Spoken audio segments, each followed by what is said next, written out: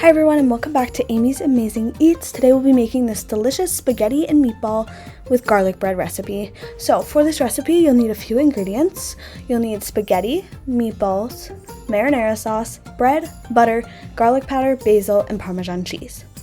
So to start off this recipe, you're going to fill your big pot with water. This is going to be used for the pasta, so you want to make sure you have a decent amount of water in there. And then we're going to set that on the stove and turn it on high so it can come to a boil. Make sure to put your lid on so your water will heat up faster. Then we're going to get a smaller pot, and this is going to be for our sauce and our meatballs. So we're going to start by putting some sauce in the bottom of this. The amount of sauce you want to put in kind of depends on if you like a lot of sauce and also on how many people you'll be serving.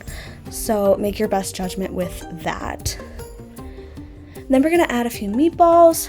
The amount of meatballs you want to add also kind of depends on how many people you will be serving and the size of your meatballs. These are pretty small, so I tend to go with about 4 to 5 meatballs per person, but that is totally up to you. We're going to set this on this back burner and turn the heat to about medium. You don't want it too high or it'll splatter all over and it will not cook well. And once your water comes to a boil, you're going to go ahead and add your pasta. The amount of pasta you want to add really depends on how many people you'll be serving and how much each person wants. I think I used about half a box here for about 2 to 3 people. And you're going to want to give that a nice stir, make sure it's not sticking together, and turn your heat down to about medium. You're also going to set a timer for about 8 minutes. Cooking time really depends on you and your preferences, so however long you're thinking with that is totally fine. We want to make sure to give our meatballs a nice stir so that they are equally coated with sauce and so everything's cooking evenly. And once again, we're going to give our pasta one more stir, and we want it to look something like this. This is about al dente, so once you get the pasta to the consistency you're looking for, you can go ahead and turn the heat off. Make sure you don't get burned by the steam here, and you're going to want to drain your pasta in a colander. And once your pasta is fully strained, all the water has come out, you can go ahead and add it right back to your pot, and that's where we will be serving it from. So whenever you're ready, you can go ahead and add a nice spoonful of pasta, however much you want, to your pasta bowl, and then we'll add the meatballs and sauce from there. You know your sauce is done when it's bubbling a little bit and you can see that steam coming out of it. That means it's nice and warm, and your meatballs should be fully cooked as well. So you're going to go ahead and add some of this sauce to your bowl, as well as many meatballs as you would like. Make sure to get that sauce covering all over the spaghetti if that's what you're looking for.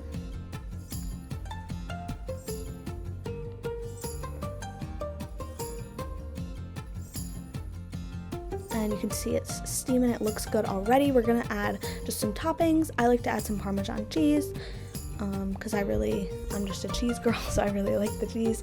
I also tend to add a little bit of basil to give it a little bit more spice. This is totally up to you. You can add either or both, or as much of either as you'd like. This is totally up to personal preference, but this is how I like to top this dish. And lastly, we're going to make our garlic bread.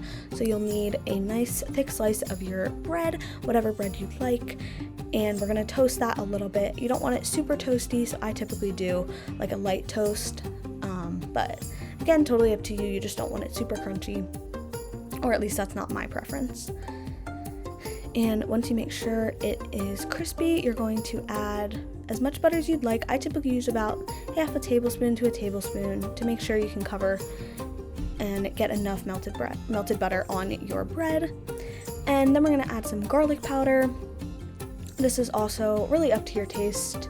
I tend to like a decent amount of garlic powder on there. I really like the garlic flavor, but if that's not what you're looking for, you can totally add less and customize it however you'd like. And now we're all set. We have our spaghetti, our meatballs, and our garlic bread. I hope you enjoyed this recipe, and I'll see you next time on Amy's Amazing Eats. Bye guys!